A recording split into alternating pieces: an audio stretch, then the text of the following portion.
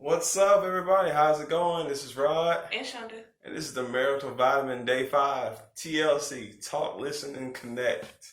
Today we're going to talk about communication, one of the failed areas in marriage. Before we start, I want to go off of the daily scripture, and it's James 1:19, and it says, "Know this, my beloved brothers, let every person be quick to hear and slow to speak and slow to anger." And then Mark 10:9, "Therefore, what God has joined together, let no man separate." First things first, we have to learn to listen to one another. In marriage, you can get lost with your job, like we've been talking about earlier this week, your careers, your kids, and then you can go two directions. Instead of going the same direction, you kind of split apart. And I mean, I didn't say me and my wife completely split apart in different directions. It was just kind of like we noticed the rift because we weren't Bibling each other. It was like she's worried about her teaching. I'm still worried about, my job and, future dreams and aspirations. And it's like, then you got people coming in the middle of that and you can lose touch with each other. So today, talk, listen, and connect. Got a few things we're going to talk about, and we pray that everything we're talking about is helping you in your marriage. Yes, please, please, please make sure if you watch the video, you like the video, let us know if these vitamins have been helping you over the past 5 days. Again, I keep telling y'all the advice is good, but it only works if you use it. So as far as communication, of course, women and men communicate differently. So it's important that when you are in a relationship that you find an even playing field, a way in which both parties understand what needs to be communicated.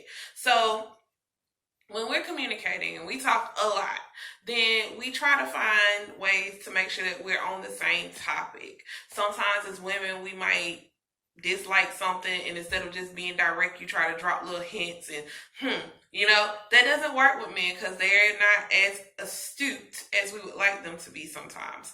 So it's good to always just be direct with your partner. Talk to your partner. Whatever the issue is, just go ahead, talk it out, get it over with. I always say we like to do what we call brutal honesty. Get it out the way, feel how you feel, Truth moments. and move on. Them truthful moments. Well, yeah, truth moments, and it's actually saved our marriage because a lot of times, like, I have a lot on my heart, and I'll be like, I don't want to say this to hurt my wife, and she'd be like, I got a lot to tell him, but I don't want to hurt him, and that's why we just came up with this thing called truth moment. I'd be like, babe, truth moment, and she'd be like, shit, and I'd be like, okay, truth moment. Let me tell you such and such and such and such, and I don't say it in a disrespectful way. I say it in a manner of communication where she's comfortable, I'm comfortable because I'm very tone sensitive, she's pitch sensitive, so all that yelling and hollering, it's not good for us. It's not good for us at all. And so, we've put this together so it's like, we can discuss major things, arguments, and, because my brother later is like, he's like, y'all never argue. We argue, but we've learned how to argue. And like I said, we're not the perfect couple, but things we're learning over the course of our marriage, and it's made our marriage a lot better. And so, again, we're putting these things out there to help other couples because, you're going to have arguments, but how you argue matters. Yeah, don't fight unfairly. Don't hit below the belt like we talked about on Thursday with past trauma. Don't bring the old stuff into a new argument. That doesn't help the situation. It only adds more fuel to the fire. So let's drop these practical points real quick. So first of all, avoid absolutes in arguing, such as always and never. You never take the trash out. You always leave your dishes. You don't never help with housework. Can't say he never helps with housework. I'm sure he's picked up a sock or washed a dish or took out a bag of trash. So you can't really use absolutes such as always and never. That's only going to lead to those little petty arguments because he's going to be like, well, I took the trash out last week. I washed dishes the other day. Now you arguing about stuff that's not even relevant. Versus try the sandwich method. When you're trying to communicate with your spouse and you're already irritated, that sandwich helps. So, for example, Roderick, thank you so much for cooking dinner last night. I appreciate that. But I would also appreciate it if you would clean up after yourself once you're done. You kind of left a little bit of rice film underneath the stove top. I don't like that. But I still appreciate your effort in cooking dinner. It was absolutely delicious. Thank you. So I didn't say you never clean up the stove, which wouldn't be a lie because he hardly ever does. But I didn't say you never clean up the stove. You always leave a mess. Don't nobody care about that whack dinner. You didn't clean up the kitchen. Instead of saying all of that, just build a nice little sandwich. And I know some of y'all are like, oh my God, I ain't got time for that. It's really not that difficult once you start practicing it. So again, we learn how to argue. Not that we never argue or we never disagree. We just try to build the sandwich. Like, hey, Shonda, you didn't do X, Y, and Z. I appreciate what you did the other week with X, Y, and Z, but could you do this?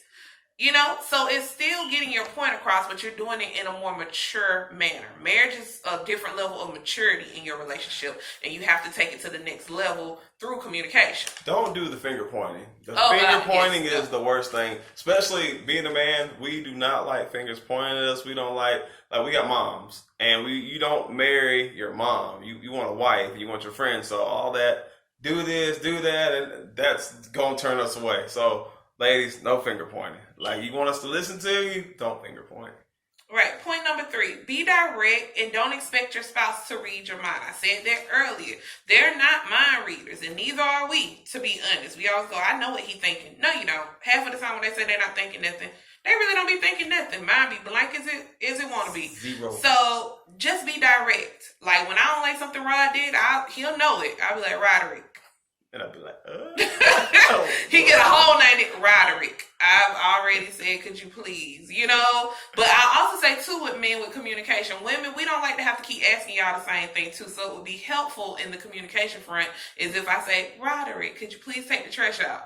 Could you please just take it out then? Don't make me wait 2-3 hours. Our response is, I get it. And they want it like right then and there. But at the same time, you know, it's like, if you want it done, you do it yourself. But I'll take it out, though. Yes, he's working on that. Work in progress, like we said.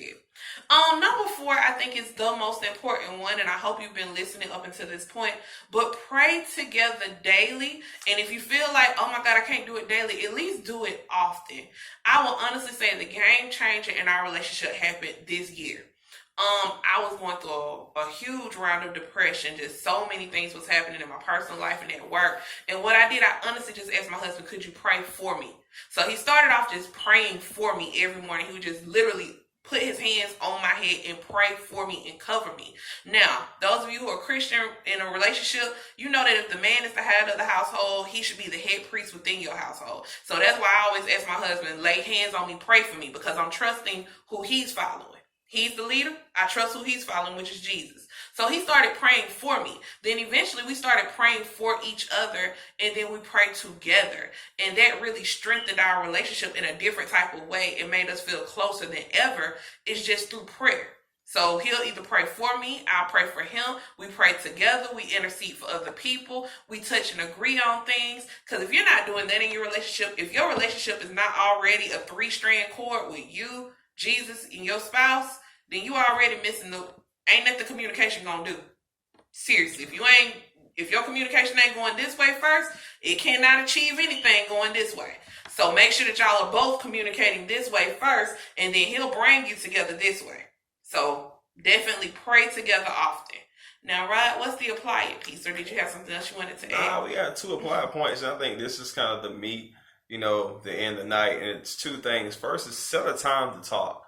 Set a time to communicate. Like we said earlier this week, like our time is when we put our kids down after she's had her wind down time. Remember, fellas, when we need their wind down time, and we need our time too. So if you got a hobby, if you're a video game junkie, fitness guy, whatever you do, take that time. But you and your spouse need to have some time where it could be, uninterrupted. And when you're having that time, really listen to your spouse. Hear what they're saying about their day. Ask them, what they're feeling in their heart or what they're feeling in their spirit. And the second point to apply is when you're having your talk time, be attentive. Put your phones down, turn the TV off, because, your spouse can be talking and you're focused on a TV show and you're not really hearing what they're saying. And, women like, I can multitask. Well, especially us as guys, we got a lot to say, believe it or not. But the thing is, if we're not vibing with you and you're not feeling like you're listening to what I'm saying, we kind of shut down. And women are the same way. So take the time, be attentive to one another, because the goal is to grow with one another and go down the same road with each other and not going away.